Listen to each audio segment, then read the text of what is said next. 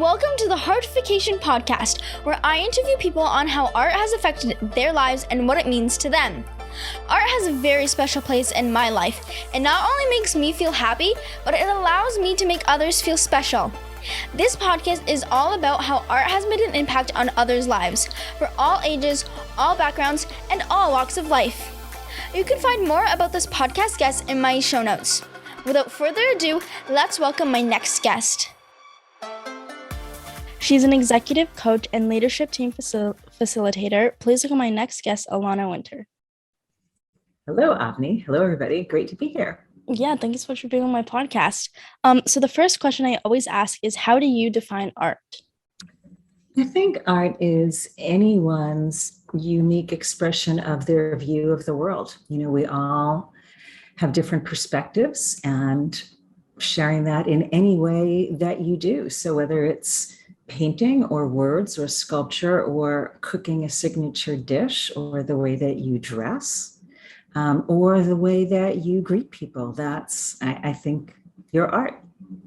Yeah, definitely. I totally agree. Like, my definition is any way you're able to express yourself and, let out your emotions as well. Yeah, and your unique viewpoint, right? Because that's how, and then so that someone else can see that and can connect with that. Yeah, exactly. And what art forms are you exposed to? Wow, everything. Well, considering that we both just defined art as any way that you can express yourself, right? Then that means that we're exposed to art everywhere. As I look around my desk, there's everything from the design of the microphone I use, the design of the cool paper bag looking holder that I have that has my pens in it, to my iPhone case. So I'm exposed to art in every different format. I just came back. There's actually a really interesting event that's going on in New York. Burning Man is doing exhibits at Sotheby's, which is a very interesting juxtaposition. So I was there, and there's every form of art on display there, from people making music to textile art to jewelry to NFTs to traditional paintings and photography and 3D distortions. It was just fascinating.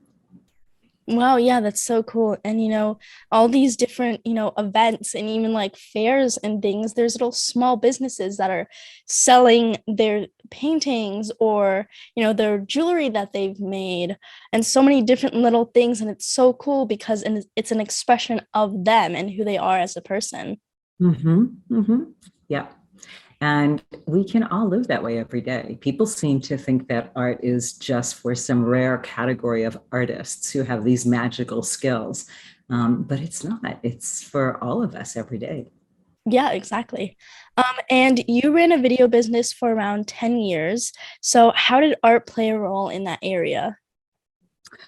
I think, in the way that we're describing it, right, there's art and creativity. And when you're running a business, there's always the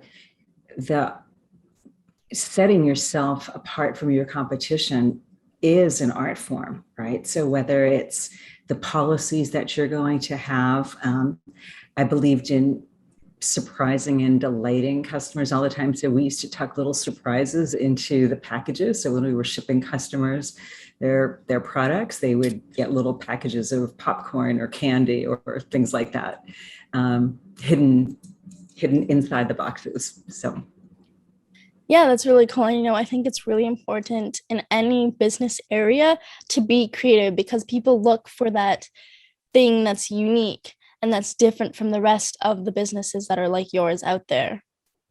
And it makes your day-to-day so much more fun too. Yeah, I totally agree.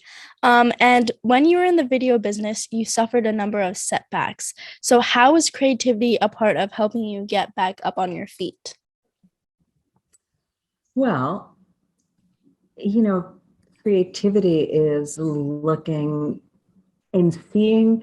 I think creativity is seeing what's actually there, seeing what you have to work with in a situation, right? Very often when we have a business setback, it's very stressful and people respond in a few different ways. Some people want to bury their head in the sand when there are problems and not see what's actually happening around them. Some people have wishful magical thinking, right? There's what you want to believe is going to happen, and it's the only thing you see and you focus on and ignore the signs of everything else. So I think that truly to be creative in business, you first have to see what's actually there and see what you have to work with. And then I'm not talking about a limited thinking, right? It's seeing what the actual ingredients are, let's say that you have, and then, oh, maybe I can use these ingredients in a different way, right? I'm using a metaphor, but whether we're solving a business challenge or whether we're cooking something in the kitchen and don't have a certain ingredient that a recipe calls for, right? Or putting anything together.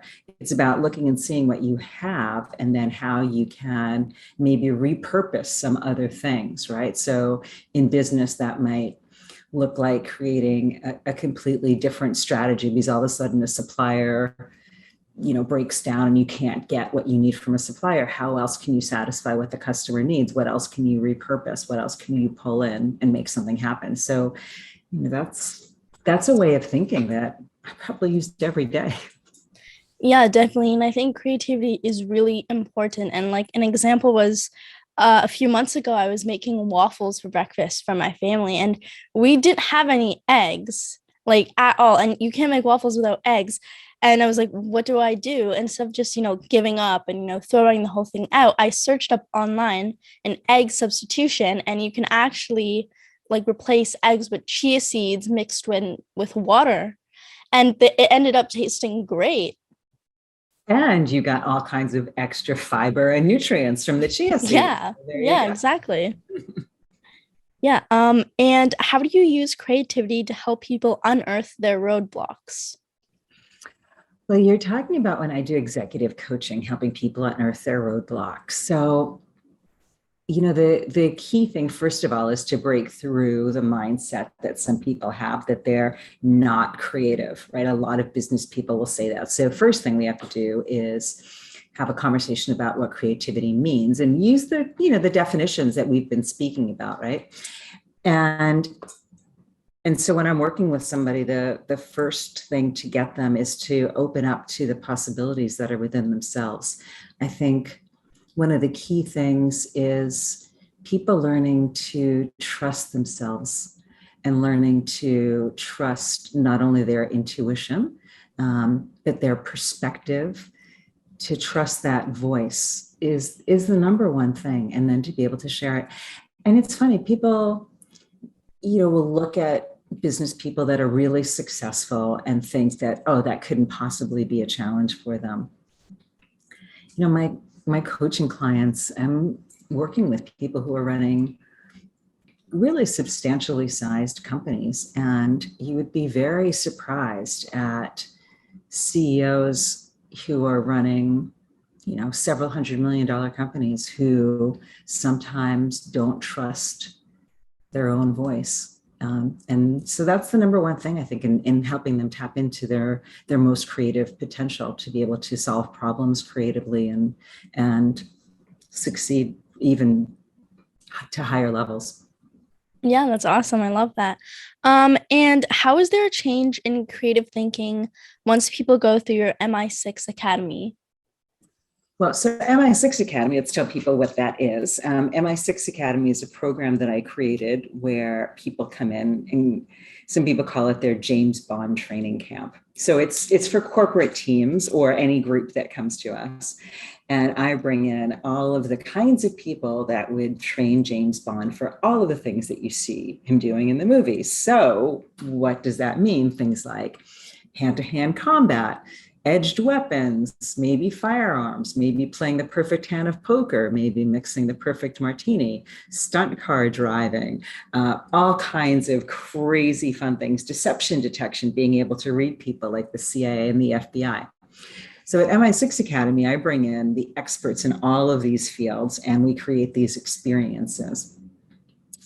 And while the program is very much about fun and adventure and fantasy, it's also very much about confidence building and empowerment, right? Because that's a number one thing to be able to find your voice and to be able to express yourself is having that sense of confidence and empowerment.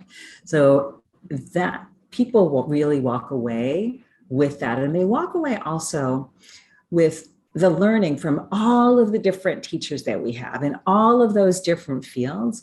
What their number one skill is being able to be very present and see what's happening around them so that they can respond accurately to what's needed in the moment instead of just having a knee-jerk reaction, right? They have to see what's happening and be able to respond to it.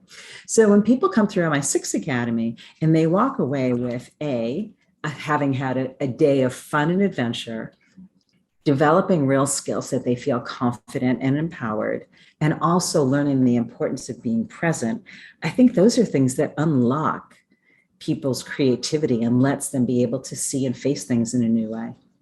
Yeah, definitely. I totally agree. That's so cool. And if you were to pick up a paintbrush and you had to paint what your life looks like right now, what would you paint and what colors would you use? Well, I would use very bold colors for sure. My signature colors are known to be red and black, so that would have to be in there. But I'm really digging some royal blues and some purples and some emerald greens. There'd be a lot of bright, bold colors on my page. And what would my page look like? Well, I don't know. There'd be scenes from various places in the world. There'd be lots of interesting, colorful characters in there. There'd be some mountains and some beach. All that would represent all of the way that I travel through the world and all the input that I take in. Yeah, definitely. That's awesome. I love that. And art can be therapeutic and it can help people through some difficult times. So, has art ever helped you through a difficult situation? Oh, yeah. It's certainly the written word, right? Many writings that are particularly beautiful. And yeah, also, it's funny, right? So I live in New York City and have grown up with some of the greatest museums, at my fingertips. I'm down the street from MoMA and the Met is close by. And the Frick was where my mom used to love to go when she was little and used to love to take me. So yeah, I guess that's an example, right? That my mom, I know, loved the Frick Museum in New York. And when my mom passed away, I went there and I would just sit there and look at the paintings and look at the architecture. It's a beautiful old building. And it really, it connected me to her and it helped me get through that. Yeah, that's awesome. That's awesome. And are you attracted to any particular artist? I have always loved Giorgio de Chirico, who was an Italian painter like in the 1920s. And there's something about his landscapes that I find just super evocative and kind of haunting. I'm transported to a different world when I stare at his paintings. So Yeah, it's really cool how art can do that. It can transport you to, another world or another place, and even like books. If you're a very visual person and you're reading a book and it's really descriptive, you feel like you're there in the field where the characters are or wherever the characters are. And it's really cool how art is able to do that for you. mhm. Yeah. And through doing that, it gives us different perspectives also. Yeah, exactly. And are you attracted to any particular art form? Um, I think I'm fascinated by creativity in general. Probably painting or photography more than sculpture. But as I said, like today, I spent the day at Sotheby's looking at all of these different forms of art, and across the board, what just drew me in most was the creativity, the expression. So I don't know that there's really one format that I like more than others. Yeah, yeah, and that's totally okay. Like I don't like I love to paint, but I appreciate all forms of art, and I think it's really cool how people again can, express themselves and how, like we talked about, it can transport you and all of these different things that, one painting can do. Mm-hmm. And my heartification project is all about giving back to the community. So how do you give back to the community? So I do some live coaching on, there's a platform called Clubhouse that I've been using, and I do live coaching on there for entrepreneurs and founders, because certainly not everyone is in a position where they can have a private coach. So that's one of the ways I've been giving back to the community lately. Yeah, that's awesome. And how would you like people to get in touch with you? People can find me at my website, alanawinter.com. They can also find me at mi6academy.com. I am sporadic, I have to say, on social media, but I am on Instagram and on Twitter. And so they can look me up by my name, Alana Winter, and find me there. That's awesome. Yeah, well, thank you so much for being on my podcast. You're so welcome. Thank you, Avni. It's a delight.